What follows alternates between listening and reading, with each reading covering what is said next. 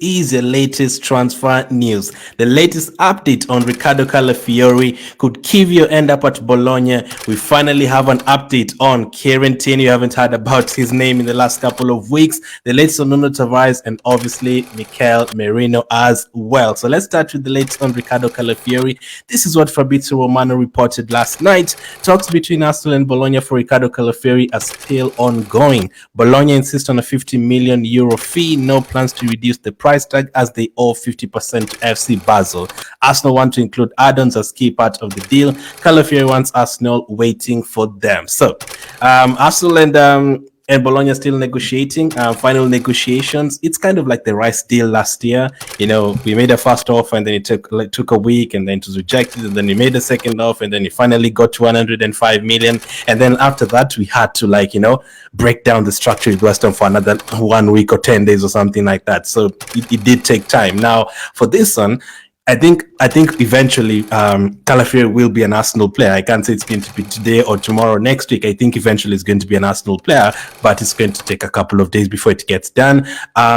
This is a very good player, and Bologna don't want to let him go that easily without getting a significant amount of money, especially because they are going to give 50% to Basel, so they have to try and get a significant fee. So let's say if you're paying them 50 million, the 50 million euros, I think they won't, and we say like you're giving you 30 million, first and then 20 million later.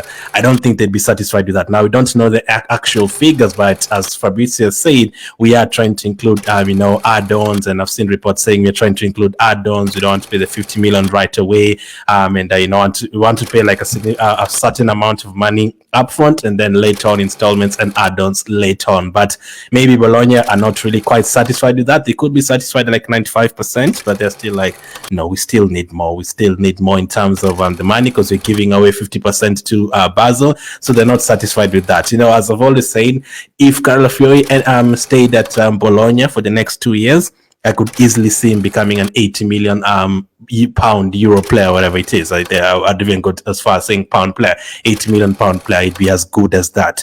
So they don't want to lose him that easy. They don't think it's as easy as 50 million and that's it. Maybe we've even offered them that 50 million. They've accepted it, but they still want a bit of bonuses, as it has been reported previously.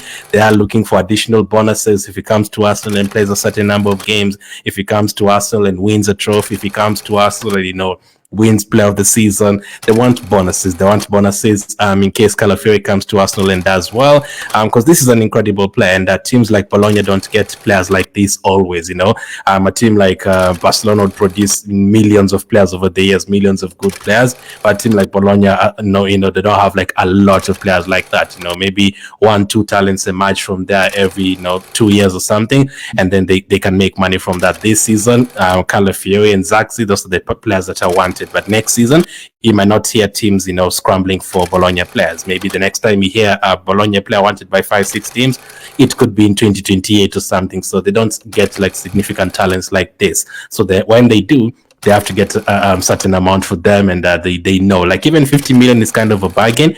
When we first heard about him, there were talks about this could be an 80-90 million pound deal, but no, it's actually a 50 million euro deal, and we're just trying to finalize it. As I've always said, to me, this is already an Arsenal player. I'm already looking forward to other transfers. Arsenal do it sometimes. Like we sign a player like on July 2nd. The thing that I usually don't like about Arsenal, sometimes they sign a player and then before it is announced or medical and all that, it takes another like 3 weeks. So usually by the time the 3 weeks ends, you've already even forgotten about this player, already looking at other players, the energy, the fast feel about this player coming to your team, the initial buzz, it kind of dies off, and then you're like, oh, if he's finally signed, 1 month later. It does happen, but I think in situations like this, you just have to be patient. I don't think there's any it's great to get the signing done, finally announced, here we go. Obviously in terms of getting the players, very, very fun to see the signings finally happening, but I think with Calafiori, you have to wait for a couple of more days before it is finalized. I don't think Arsenal want to pay too much money for Calafiori, and Bologna don't want us to pay do want us to pay a lot of money for him. So let's wait and see what the details are in terms of that deal later on. But as of now, negotiations are still ongoing. It's only Arsenal and Bologna. There's no other team that is involved, so that's it on him. Could they be wanting Kivio? Could that be a reason why this deal is not happening yet? Now, according to reports from Court Offside, sources close to Riccardo Calafiori's situation have informed Court Offside that Jakub Kivio's name has come up in conversations between Arsenal and Bologna. Bologna have an interest in possibly signing Kivio in a separate deal, so that could be another holdup.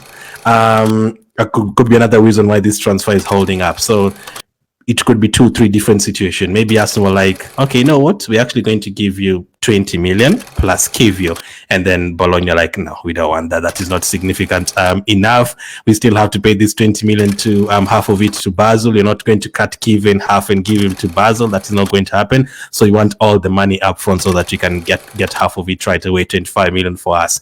But they still want Kivio. So maybe they said, give us 50 million plus Kivio, and Arsenal like, nah, that is too much. That totals to like 80 million. That is not going to happen. That is the other scenario that could have taken place. Or maybe now that they're discussing bonuses and all that, maybe both of them, maybe they do want the player and Arsenal do want to let him go to Bologna, but that is going to take a bit of more time to decide on the value of Calafiori and decide on the value of Kivio and trying to meet in the middle. Maybe that could be a hold up as well. So maybe Bologna could tell us, Calafiori was supposed to go to Juventus, but we said no and you're giving him to you guys. Say no to Juventus in terms of Kivio as well and give him to us, and then in a separate deal. I think that is probably the reason why Bologna want to have it in a separate deal, because that 50% is going to Basel. They're not going to cut Kivio in half. They have to get that particular money and then buy Kivio later on. So there's no promises there. There's no guarantees. Luckily Kivio is wanted by a lot of teams, but maybe they could say, yeah, we're going to get Kivio, and then you're just like, no, you're not going to get him, and then we end up keeping Kivio, which is not a bad thing. At the end of the day, it's not a bad thing, but it looks like Arsenal want to sell him and get a significant amount for him, like make a profit on him. But yeah, this could be another reason. So all these things that come in the middle and all that could be a reason why it's taking time. They are interested in Kivio. Could they end up getting him? Let us see what happens. Kivio is valued around 25 million, so depends. Did Arsenal offer him plus 25 million plus 20 million and Bologna said no? Could be a reason. It could be a reason. So that's the latest on Jakub Kivio and Calafiori situations. It's going to take another couple of days for sure. Now another left back who's gone quiet the last couple of days. He picked up an injury at the Euros, unfortunately for him, and it's gone quiet. No one knows where he is, how long the injury is for. But according to Sportsbeat, Celtic are unlikely to be able to return Kieran Tierney to the club this summer. Sources say a reunion would be a dream for both player and club, but it is believed there are major question marks about Celtic's financial ability to strike the deal. So Celtic, that is one thing that is out of the race for Kieran Tierney. I am a little bit concerned if you're trying to get money on Kieran Tierney. I don't think you're going to make any significant money on Kieran Tierney. You could actually get less than what you've gotten for Tavares, unfortunately. And how many teams would want him with those injuries all over the place? I think he picks up more injuries than even players like Thomas Partey. So that is a huge right. Tierney was one of our most best attitude players around 4 years ago. Like, he was one of our best players alongside Aubameyang, and he was one of the players that helped us win that FA Cup. I think he assisted Aubameyang in the semi-final or the final. Like, he was one of the shining lights in that horrible team that we had 4 years ago. He was one of the shining lights, but the injuries kind of destroyed him, and then he went to Sociedad, picked up another injury, and now he went to the Euros. After one good game, he picks up another not actually one good game. They lost 5-1 to Germany, but the second game he was doing okay. I think the third game or something, he got injured again. It's unfortunate for him. So in terms of selling him, I think we're going to really struggle to sell him. This is the kind of deal that could, we could sell him for like 1 million or 2 million or something stupid like that. But let's see what happens with Kieran Tierney. There's not been any significant offers tabled for him, so I think this one, like, it's going to be worse than Lokonga and Tavares in terms of trying to sell him and attracting teams. At least for Lokonga, we've had 2-3 teams wanting him. Tavares, we've had 3-4 teams wanting him. So Tierney, there's not been any market for him at all, and you don't even know the length of the injury. So it's going to be an interesting one. Now, those are not the only left backs we're talking about.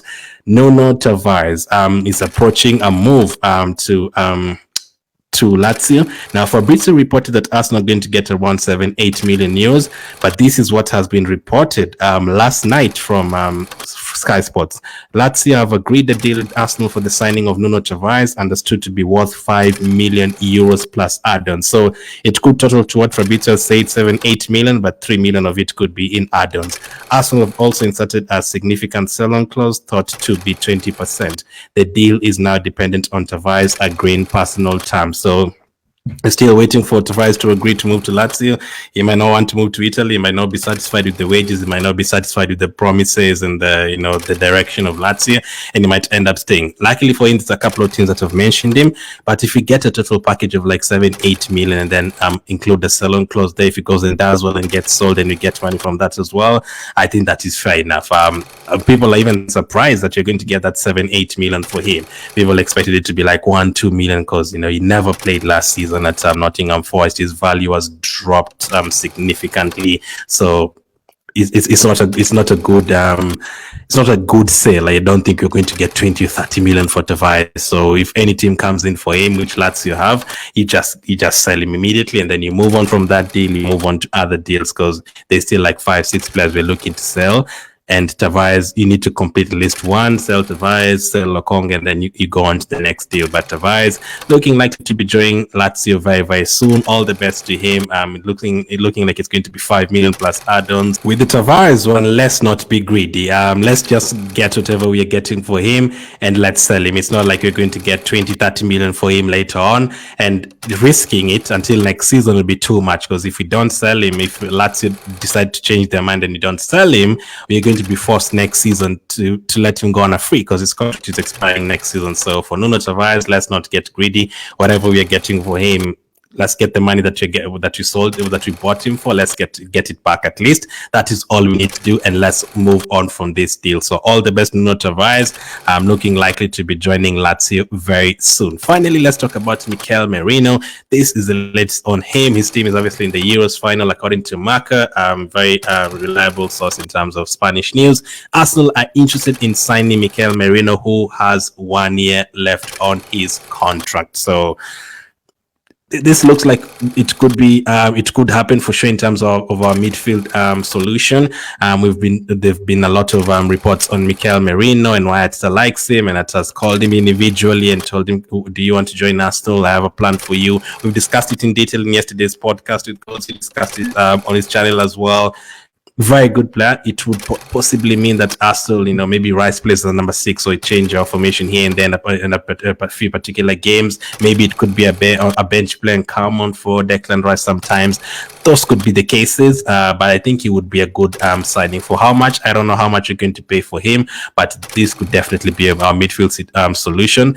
For me, I do prefer having Rice as a number 8 and then having a defensive midfielder. If Partey is staying, then Merino, welcome to Arsenal. But if he's a direct replacement for Partey, I don't think that is enough. That means we're having to play Rice as a number 6. We're having to use Merino as a number 8. I think we need more in midfield, especially if Partey gets injured. We need more. Even if Partey is here, we still need more in midfield. I wanted us to get like a proper number 6 to play there, and then we have Rice as a number 8. Depending on the game, we have that number 6 and Rice in that midfield position as well. You can have a double pivot. I would prefer to have a midfield like that, so a different kind of number 6, just a player who just wants to sit in front of the defense and protect them, like N'Golo Kante back in the day. A player like that, Patrick Vieira, just sit there and protect the defense, nothing else. Makelele and players like that. That is what I'd want for from our number 6, and that is not really Merino. Merino is more of a number 8, so if he joins, it would mean Rice plays the number 6. Although Merino is very good in things like this, aerial duels, ground duels in midfield. He was the best in terms of winning duels in the whole of Europe, top 5 league last season. So he definitely brings something to Arsenal for sure. So let's see how that one goes as well. But that's the latest news in terms of Arsenal. Let's hope we get the deals done very, very soon. Thank you for watching, and I'll catch up with you on the next one.